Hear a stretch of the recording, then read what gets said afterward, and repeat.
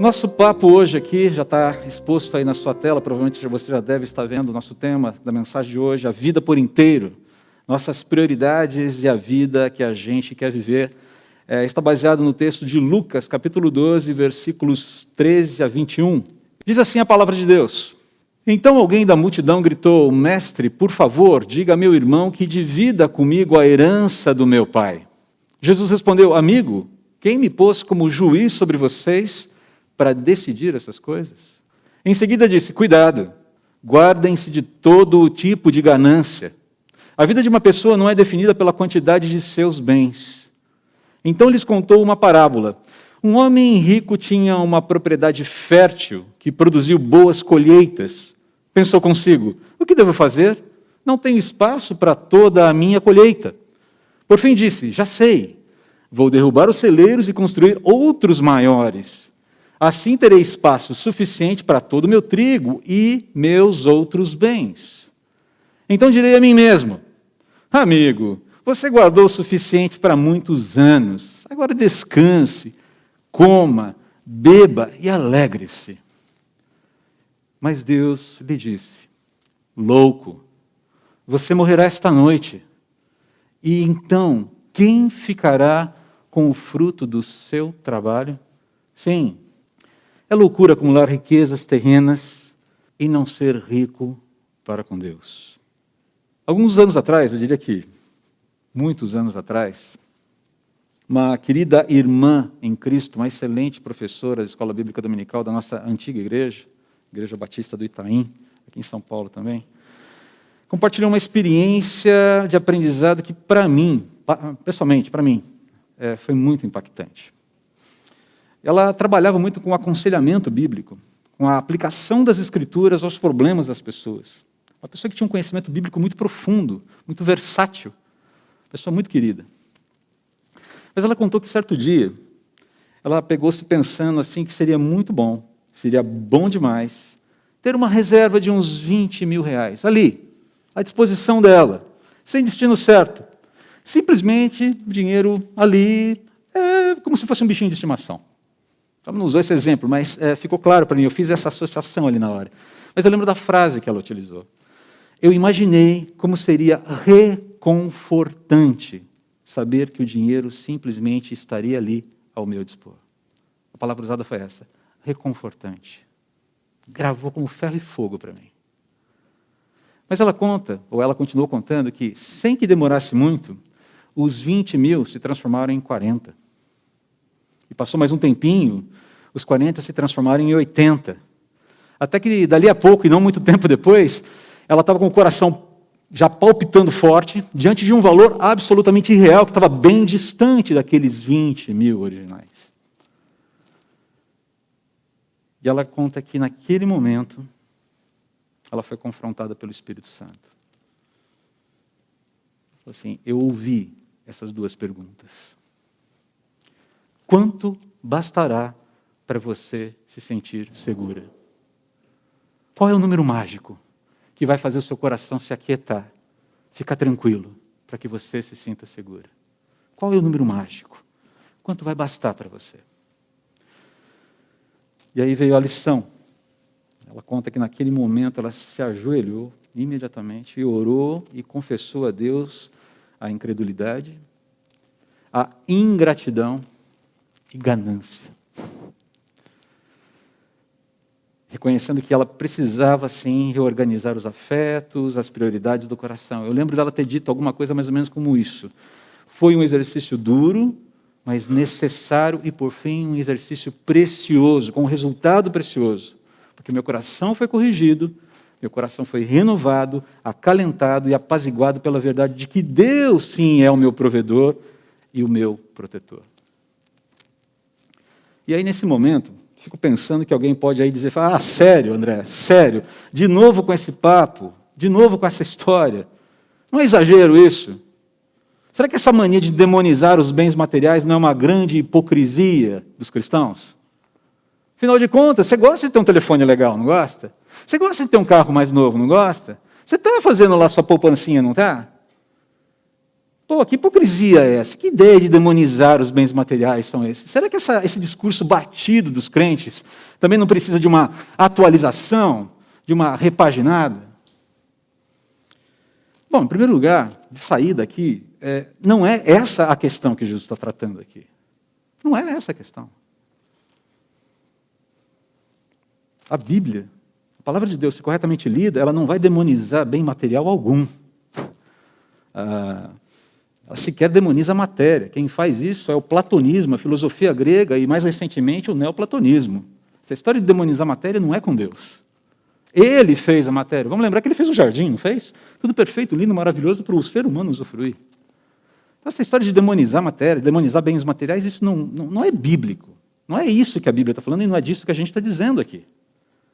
O que a palavra de Deus faz, sim, e faz com precisão aritmética, teológica, se você quiser, ou teológica e aritmética, se você quiser colocar, é condenar, e ela condena de fato, não tem como escapar disso, a devoção do ser humano às riquezas, como se de posse dessas riquezas, sejam elas quais forem, a gente não fala só de grana aqui, qualquer tipo de riqueza, essa pessoa se visse habilitada a acessar o mesmo tipo de poder e controle que somente Deus possui. É essa a questão aqui com os bens materiais. Não os bens materiais em si, mas essa relação de conquista de poder. Você se lembra daquele personagem Gordon Gekko, do filme Wall Street, de 1987, do Oliver Stone? Tinha que vir alguma referência cultural aqui no meio, né? Você se lembra do personagem? Depois tivemos o segundo filme. Qual é o mantra do Gordon Gekko no primeiro filme? Qual é a fala que ninguém esquece? Greed is good. A ganância é boa.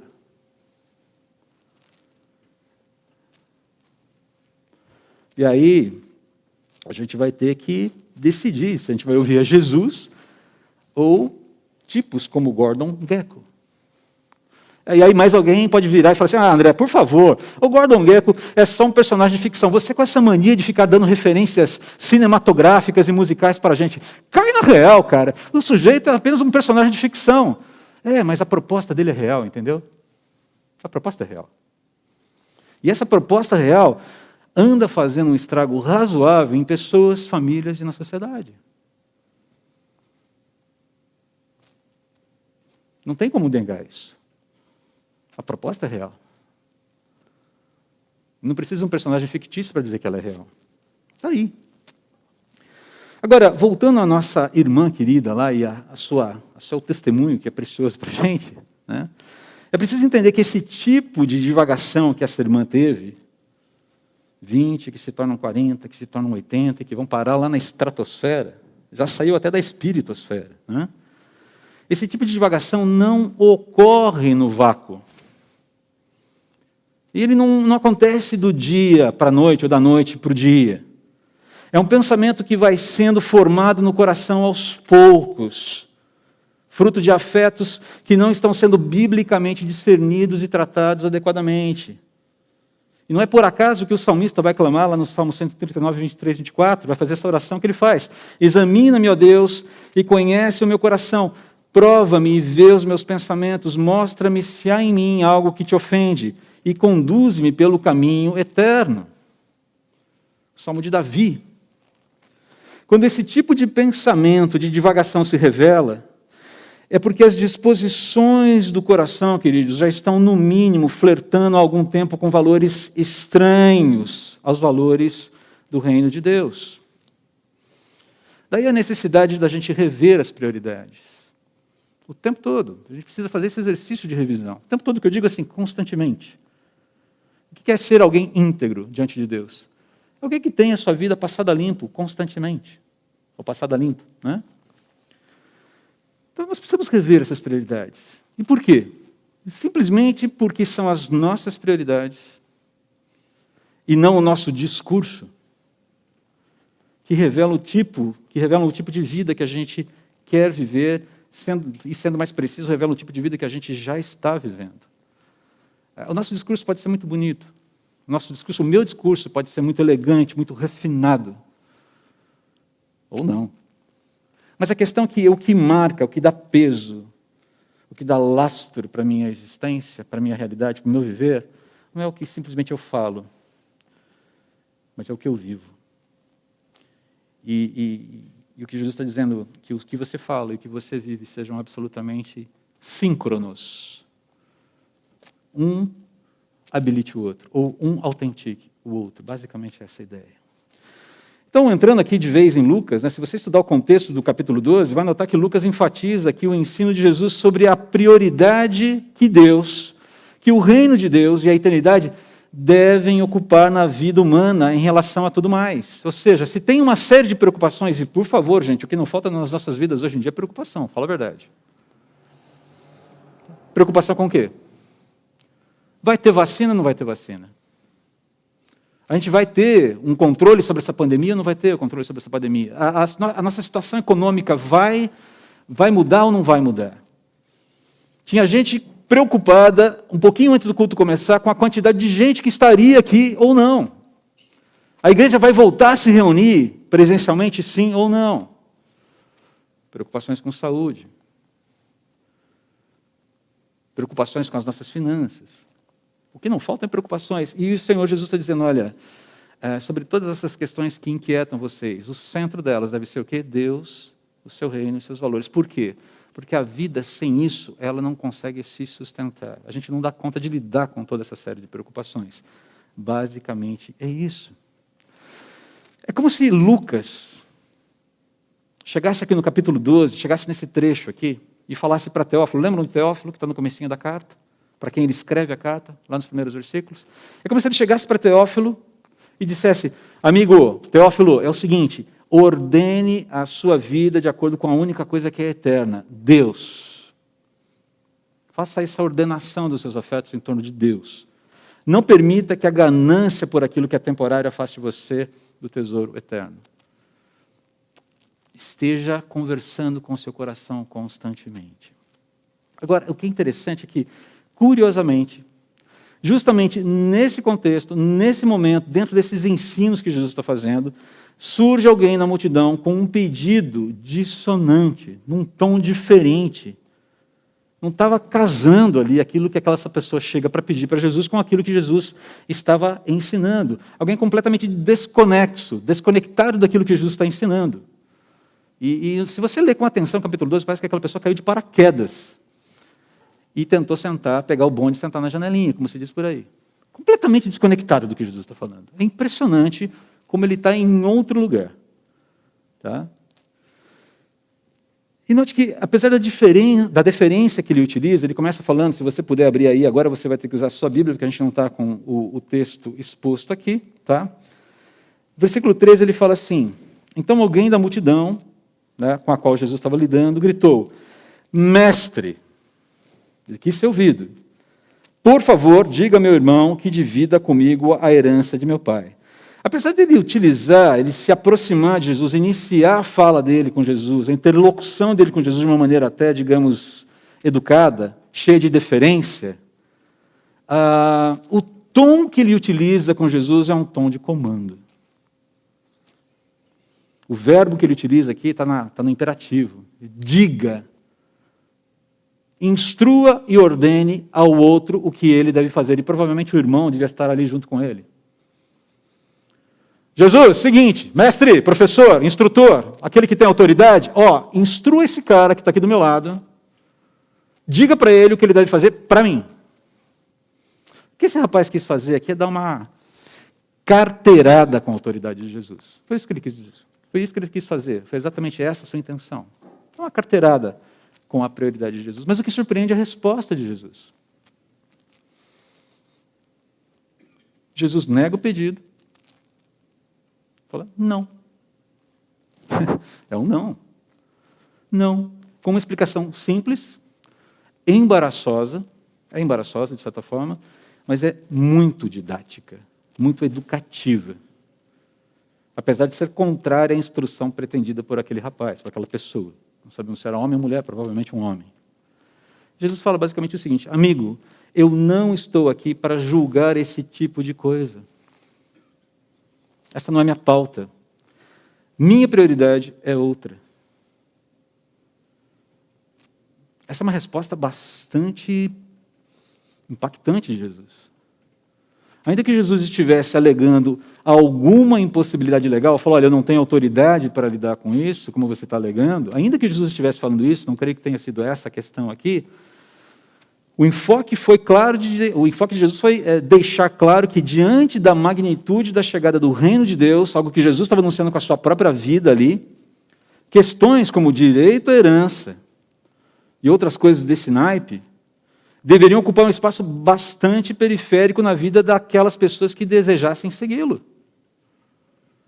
Ele falou, olha, não é que isso não tem importância alguma, mas a minha prioridade é outra, e eu quero dizer para você o seguinte, isso deve ser secundário na sua vida, e dá para perceber que não é. É isso que Jesus está falando aqui. Afinal de contas, como se diz por aí, a gente prioriza o que valoriza, não é verdade? Para pensar. A gente não prioriza o que valoriza? Você não dá um jeito de colocar na sua agenda, na sua pauta de vida, aquilo que você valoriza? Priorizamos o que valorizamos. Essa é uma frase absolutamente verdadeira. Quais são as prioridades? Bom, aí é outra história. Mas Jesus está vendo claramente o problema dessa pessoa aqui. As prioridades invertidas que revelavam quais eram, de fato, os afetos centrais do coração. E quais eram os afetos centrais do coração dessa pessoa? Ele mesmo e seu bem-estar. Estou preocupado demais comigo mesmo e com o meu bem-estar.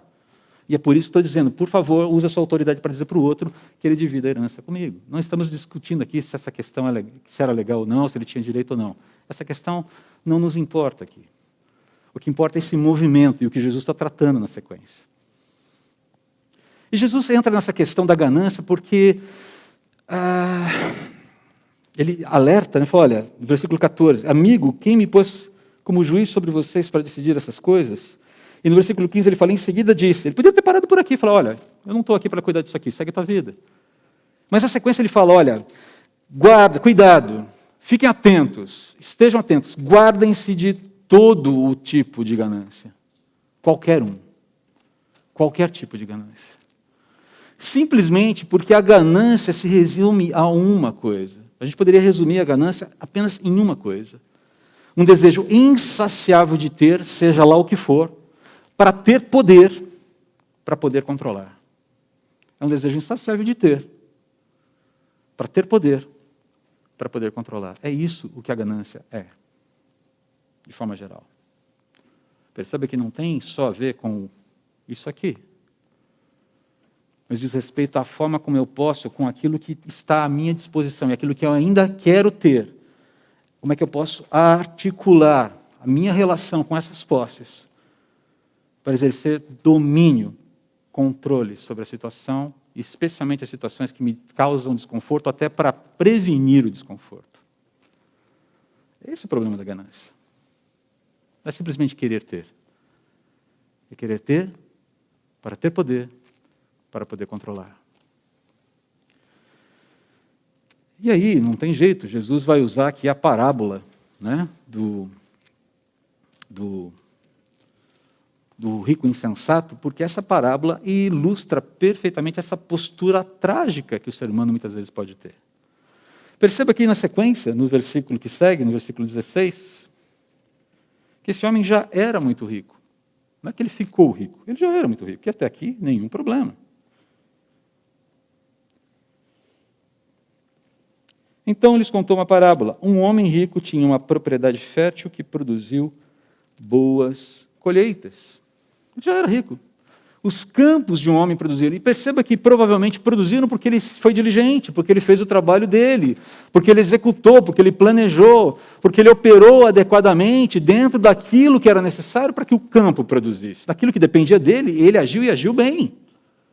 Ninguém aqui discute se ele foi negligente ou não. Não foi negligente. Fez a parte dele e o campo produziu. Ok, até aqui não tem problema algum. E ele pensou consigo mesmo, o que devo fazer? Essa pergunta aqui é a pergunta central dessa parábola. Porque, de fato, essa pergunta, o que devo fazer diante dessa situação onde eu estou abastado, seja lá do que for, é a pergunta que todos nós devemos fazer. Na verdade, não só quando estamos abastados, mas é o que devo fazer? O problema não foi a pergunta. O problema foi a resposta. A resposta é o problema. A pergunta é direcionadora. A pergunta busca entender o problema e como lidar, ou a situação, e como lidar com ela. Mas quando ele dá a resposta, você já percebe para onde o coração está enviesado. Já sei. Vou derrubar os meus depósitos e construir outros maiores. Qual é a ideia? Ampliar a capacidade, a sua capacidade, a capacidade daquele personagem da parábola, ampliar essa sua capacidade para guardar para si todos os seus bens. Ampliar sua capacidade para guardar para si todos os seus bens. Perceba, o foco em si mesmo.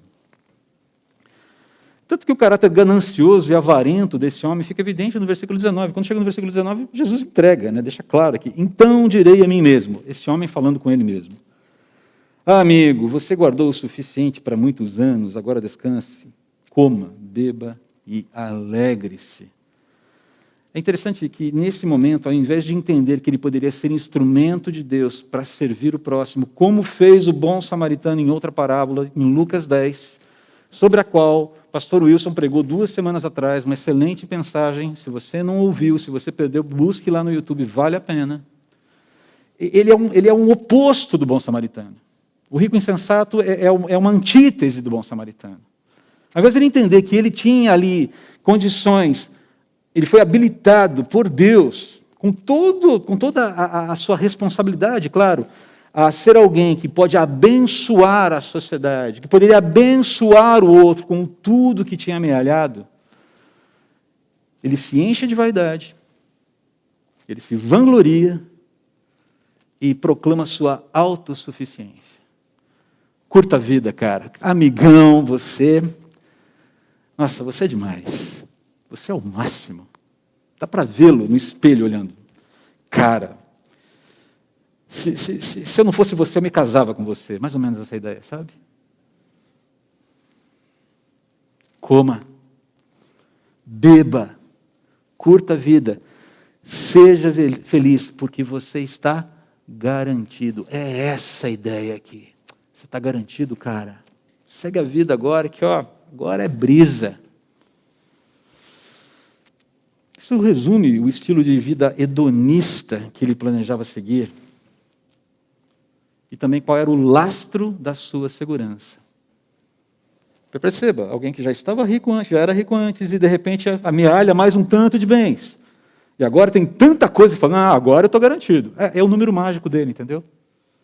Não era 20, não era 40, não era 80, sabe-se lá que número for, que número era. Chegou no número, agora estou bem.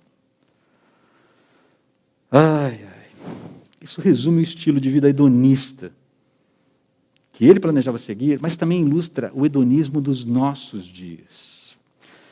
Permitam-me compartilhar com vocês uma parte da reflexão 31, que está lá em Lucas 6, 12 e 16, que nós soltamos essa semana, Aquela reflexão diária que a equipe pastoral está redigindo para toda a igreja, que vai pelo celular da CB Moema, que você deve estar recebendo. Se não está recebendo, entre em contato com a Evelyn Ribeiro, que ela vai ajudar você a se conectar para receber essas reflexões.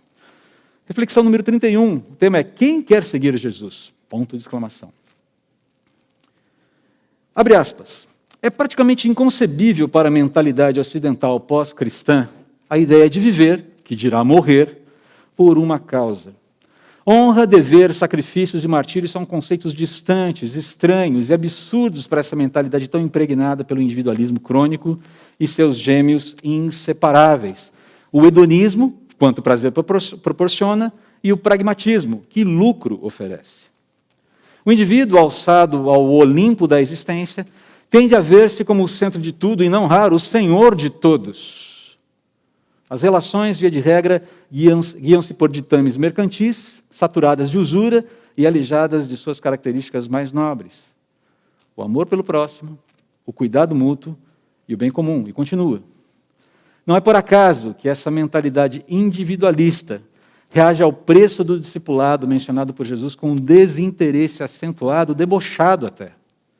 Para quem se vê como o último biscoito do pacote, o chamado para seguir Jesus está bem longe de parecer um bom negócio.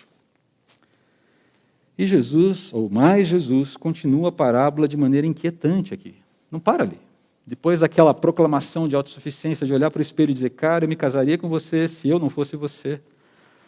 Deus entra abruptamente em cena para confrontar aquele homem com confrontar o homem e confrontar a sua tolice. E é interessante que Jesus, tampouco Lucas, economizam no grego aqui. Portanto, eu também não vou poupar esse homem e a sua tolice no português. O termo aqui é seu idiota. É o termo correto. Seu idiota. Deus não economizou com esse sujeito. Mas é uma historinha. Não economizou.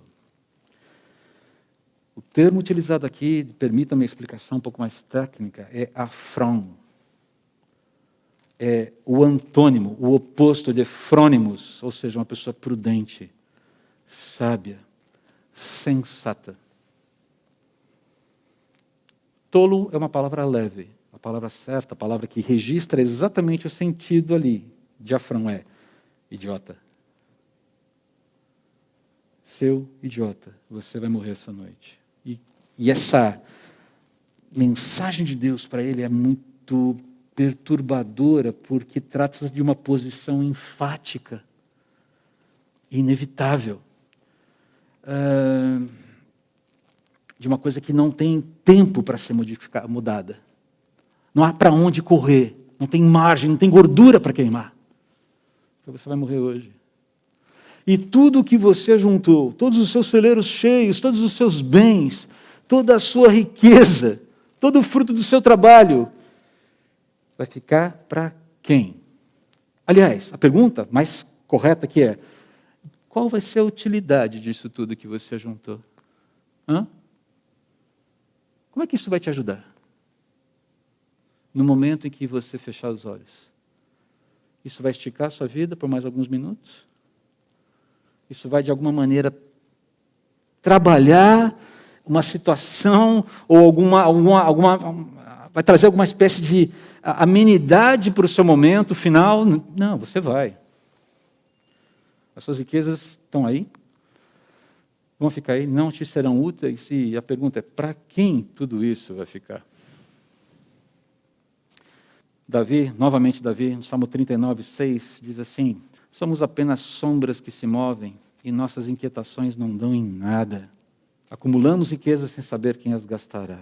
Com isso ele está querendo dizer que isso é uma declaração absolutamente existencialista, desesperada. Não, ele está dizendo, amigo, por mais que você se inquiete, a sua inquietação não vai produzir nada além de falta de paz no seu coração.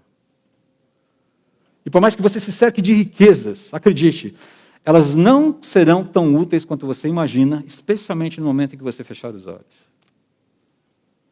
Isso não quer dizer que você não possa ter riquezas, por favor, a gente já está falando isso desde o princípio. Mas essa relação de segurança falsa e instável que as riquezas dão muitas vezes para a gente. A reservinha de 20 está lá, que gostoso, reconfortante. Para pensar comigo, e me desculpe se eu vou ser um pouco duro com você, mas eu faço essa pergunta para mim também. Ou eu me coloco nessa mesma questão, nesse mesmo problema, no mesmo barco. Fale a verdade. Falemos a verdade. Vamos nos aconselhar mutuamente aqui. Nós somos muito arrogantes, às vezes, não somos? Vocês concordam? Talvez você não seja, mas eu me vejo muito arrogante às vezes. Muito arrogante. Como nós nos iludimos achando que basta ter uma boa reserva financeira, e para não ficar só nessa coisa da reserva financeira, tá? Em tempos de pandemia, como a gente acha que basta ter estoques infindáveis de álcool gel e se limpar o tempo todo com álcool gel, e limpar os outros com álcool gel, e limpar as coisas com álcool gel, e daqui a pouco botar fogo com álcool gel, que tudo vai ser resolvido. Como a gente é arrogante, como a gente se ilude achando que basta ter essas boas reservas em quantidades bastante, digamos, impressionantes, para a gente controlar absolutamente tudo o que está à nossa volta e assim preservarmos a nossa vida em grande estilo, sobretudo das coisas que nos inquietam e nos causam desconforto. Isso é ganância. Quero ter, para ter poder, para poder controlar. E aí no versículo 21, Jesus então aplica claramente o ensino dessa parábola. Já está claro, mas ele fecha. Quem tem a si mesmo e a seus interesses como prioridade máxima da sua vida, buscando prover-se e cercar-se incansavelmente de toda espécie de cuidados para que o desconforto não lhe sobrevenha, essa pessoa não entendeu o reino de Deus, não entendeu a mensagem do Evangelho, não é rica para com Deus. Ou seja, resumindo, ou ainda não entendeu o que o Evangelho é, ou reluta em aceitar o preço do discipulado. Jesus chega em alguns momentos a falar assim, se a tua riqueza, se a tua mão direita, se a tua mão esquerda, se algum órgão do teu corpo te faz pecar, corte, elimine. Jesus não está dizendo, olha, faça amputação, não é disso. Mas ele está falando, olha, se existem coisas na sua vida que estão te impedindo de caminhar, livre-se delas o mais rápido possível. Como é que você se livra dessas coisas? Bom, aí a conversa é mais ampla. Mas ela fala, isso tem que, de alguma maneira, ser alijado das prioridades da sua vida. Porque a prioridade é você se relacionar com Deus, viver o reino de Deus no reino dos homens e ser dirigido pelos ditames éticos morais desse reino. Ainda que isso custe alguns desconfortos e prejuízos para você no mundo presente. Queridos, com isso tudo, Jesus deixa claro aqui que ele não deseja ser uma das prioridades da nossa vida. Se ele é o Senhor das nossas vidas, ele é o Senhor de todas as nossas prioridades. Esse é o ponto. Essa é a ótica. Esse é o viés. A natureza divina do Senhor Jesus não admite ou não se contenta com nada menos do que tudo isso.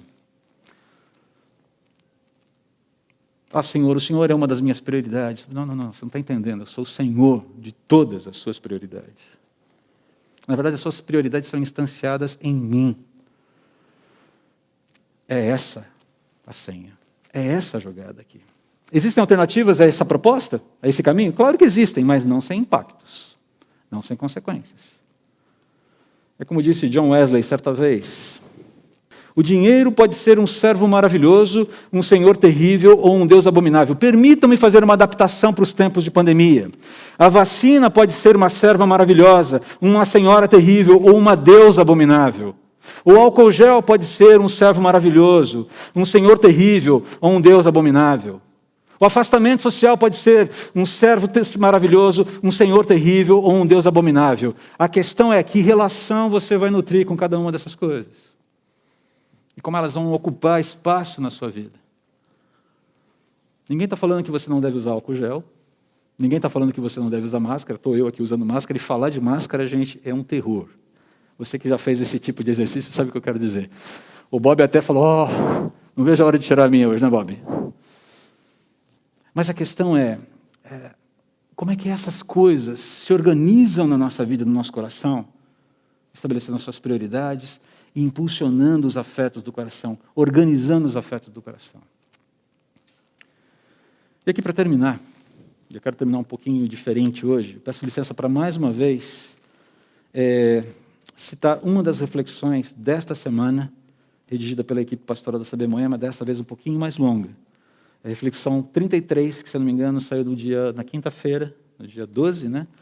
Intitulada A Vida que a gente não quer viver. Olha só, diz assim o texto: Deus quer que eu seja feliz. Está aí um bordão repetido à exaustão, aqui, ali, dentro e fora das igrejas, como um mantra que mais busca encurralar Deus, tentando extrair dele a autenticação da felicidade, a imagem e semelhança do homem, do que tentar entender e amoldar-se a felicidade à imagem e semelhança de Deus. Conquanto felicidade e realização pessoal sejam temas caros ao ser humano, e são, tornaram-se impregnados de distorções expectativas irreais, motivações muitas vezes questionáveis, moralidade frouxa, ética situacional, propósitos nem sempre nobres e conquistas quase sempre efêmeras. Próximo slide. Como mencionado dias atrás, em outra reflexão, o convite de Jesus para segui-lo soa totalmente desantenado das aspirações dos homens e mulheres do nosso tempo. É um, entre aspas, mau negócio para muita gente, especialmente quando se considera a sua definição sobre felicidade contrastada com o conceito de felicidade vigente, que ele afirma ser enganoso. Segundo Jesus, o homem e a mulher verdadeiramente felizes não são escravizados pelo que possuem ou desejam possuir, pois tesouros deste mundo perecem neste mundo, sendo incapazes de sustentar o anseio por felicidade real, plena, que somente o reino de Deus pode oferecer. Segundo Jesus, o homem e a mulher verdadeiramente felizes são aqueles que veem os sofrimentos e as injustiças presentes com os dias contados, confiados no caráter do Senhor, de que Ele não lhes trairá a confiança, saciando de forma santa e cabal seu apetite por justiça e substituindo definitivamente o choro presente por alegria eterna e inextinguível no futuro. Sim, nós sonhamos com o futuro. Nós lidamos com o futuro, com as promessas do futuro. Se você quer ter uma felicidade plena presente, possivelmente você vai encontrar alguns problemas. Porque a felicidade plena presente que o Senhor Jesus nos oferece, ela se concretiza plenamente no futuro escatológico, quando Ele voltar. Ele segue, segundo Jesus, o homem e a mulher verdadeiramente felizes são aqueles que, uma vez identificados com Jesus, admitem, olha o paradoxo aqui, admitem que podem vir a ser tratados pelo mundo como Jesus o foi, sem se escandalizarem com isso. Sabem de quem desejam ouvir muito bem no final da história. O homem e a mulher verdadeiramente felizes são capazes de encontrar alegria, consolo, contentamento e esperança enquanto vivem os primeiros frutos do reino inaugurado, aguardando pacientemente seu pleno estabelecimento. Nesse ponto da reflexão, se faz necessário decidir a quem daremos ouvidos sobre o significado de uma vida feliz e a qual discurso empenharemos nossos compromissos fiduciários, ou seja, nossa fé, nossa confiança e esforços de vida. A Jesus ou ao mundo? Jesus não deseja estar entre as prioridades da nossa vida, mas ser o Senhor delas. Se de fato Ele é o Senhor das nossas vidas. Sua natureza divina não vai permitir que Ele se satisfaça com nada menos do que tudo isso. O problema é que o nosso conceito de felicidade precisa de correção. O nosso conceito de paz precisa de correção. O nosso conceito de consolo precisa de correção. O nosso conceito de conforto precisa de correção. O nosso conceito de satisfação precisa de correção.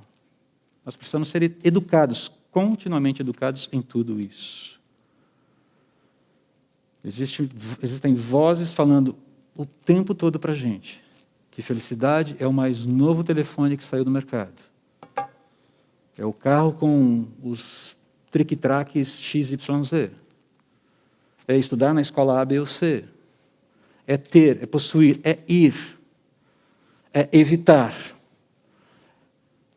E o Senhor Jesus diz, não, a felicidade plena é uma relação plena comigo, seu Deus, mediante o meu perdão concedido na cruz, e que culmina, que aponta para um futuro onde o mal foi punido, o pecado foi devidamente tratado, e não mais há choro. Como diz Paulo, se isso tudo não é verdade, se não é esse o foco, nós somos os mais infelizes dos homens. Se o meu conceito de felicidade for meramente humano, gente, eu vou ter muito mais motivos para chorar nesse momento do que para sorrir. E você provavelmente também. Eu vou ter muito mais motivos para reclamar, para me desesperar, para me inquietar, do que para ter esperanças. Não é verdade? O trabalho que não aparece, o saldo do banco que diminui, pessoas amadas que se vão, problemas de saúde que não se resolvem, ou que apontam cada vez mais para um adensamento difícil da situação. Situações familiares que você fala, Senhor, como é que eu consigo prosseguir a partir de agora? Eu não consigo ver caminho, eu não consigo ver futuro do jeito que a coisa está. E aí o Senhor Jesus fala, um dia de cada vez, com a graça provisionada para você, para hoje. Se você tentar se organizar para resolver esse problema daqui 5 dias, 5 meses, 5 anos, você vai ficar louco e não vai conseguir resultado algum com isso. E é uma forma de ganância. Para ter poder, para poder controlar. Se nós almejamos essa verdadeira paz, esse verdadeiro consolo, segurança, felicidade, que são reais, queridos, nós precisamos nos render ao senhorio de Jesus por inteiro. A vida inteira tem que ser rendida ao senhorio dele. Mas já está. Tenha cuidado, porque nós tendemos a sair o tempo todo pela tangente desse senhorio. Tendemos a escapar o tempo todo. Queremos tentar pegar as rédeas o tempo todo nas nossas mãos, das situações mais diversas possíveis. O que Jesus está dizendo, renda-se. Talvez quero terminar contando rapidamente uma experiência muito marcante que eu tive com um dos membros aqui da igreja dias atrás. Foi uma das manifestações mais piedosas que eu vi desde que eu cheguei na CB Moema. Nós estávamos conversando sobre trabalho, sobre o gerenciamento do coração em relação às coisas, ao ter, ao possuir, ao conquistar, enfim. Estamos estudando Filipenses juntos. E de repente aquela pessoa, eu tenho muito medo, e começou a chorar. Mas chorava copiosamente na minha frente. Falei, cara, o que eu falei? O que eu fiz? Né? Ele falou, André, eu tenho um medo terrível. Eu tenho horror de que meu coração seja apaziguado e fique confiando naquilo que eu guardei nesses anos todos de trabalho e está no banco guardado agora. Eu tenho horror a isso. E eu não sei o que fazer. Mas ele chorava convulsivamente por conta desse medo. Ele estava apavorado. Eu falei exatamente isso para ele. Cara, poucas vezes eu vi tanta piedade numa declaração como eu estou vendo agora. Se tem alguém que está vendo o problema, é você. Não porque o problema exista, mas porque você vê essa possibilidade. E ao ver essa possibilidade, e olhar para ela e dizer, isso não pode acontecer comigo, você está se posicionando da forma correta diante de Deus, clamando a Ele que seja o seu provedor. E acredite, Deus não precisa tirar os teus recursos para te ensinar. Se Ele quiser fazer isso, aí é com Ele, mas Ele não precisa disso. Mas o que Ele precisa, o que Ele quer, é justamente esse coração que está dizendo, eu não quero confiar nisso, porque isso é vazio, é útil. Pode ser um bom servo, mas se tornar o meu Senhor, se tornar o meu Deus, ai de mim.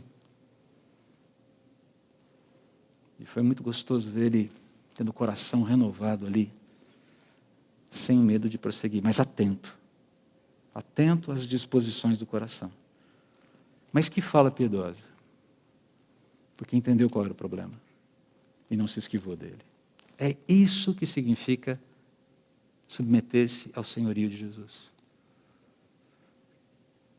A gente começa a enxergar que tudo aquilo que quer ocupar o espaço dele merece a nossa atenção com muito zelo. Com muito zelo. O Senhor Jesus nos quer por inteiros. E não apenas ser uma das nossas prioridades. Mesmo que seja a principal delas. Vamos orar. Senhor, nesse tempo tão doido em que nós precisamos nos acostumar e ajustarmos a tudo, inclusive reorganizarmos constantemente as nossas prioridades, eu te peço, por favor, que o nosso coração seja cativado pela verdade de que o Senhor governa sobre tudo, inclusive as nossas próprias prioridades. O Senhor é Senhor de todas as coisas. Nos ajude a lidar. Eu não falei nenhuma novidade para os nossos irmãos, não há nada de novo aqui. Mas nesses tempos, nós precisamos ter, sim, os nossos afetos constantemente monitorados. Para que a qualquer sinal de ruído, a gente tenha essa capacidade que esse irmão, que essa irmã tiveram de honestamente diante do Senhor falar do quanto os seus corações estavam divididos e deixarem-se, permitirem-se ser tratados. Ó Deus, por favor, que os nossos recursos, que a vacina quando vier, que as medidas profiláticas, as medidas de higiene, que tudo que a gente está tendo que se reacostumar agora, se acostumar, todas essas novidades às quais a gente tem que se acostumar, que elas não sejam servas, mas nunca senhoras, que só deuses das nossas vidas. E que, vivendo assim, a gente consiga ser instrumento teu, servos teus, para apontar para o único e verdadeiro Deus, aquele que realmente traz paz, felicidade e encantamento com a vida, preenchimento na vida. Que seja assim na minha vida, que seja assim na vida dos nossos irmãos, e que ao vivermos assim, muita gente seja desafiada também a se achegar ao teu rebanho, alcançada pelo teu amor e pelo teu favor. Em nome de Jesus. Amém.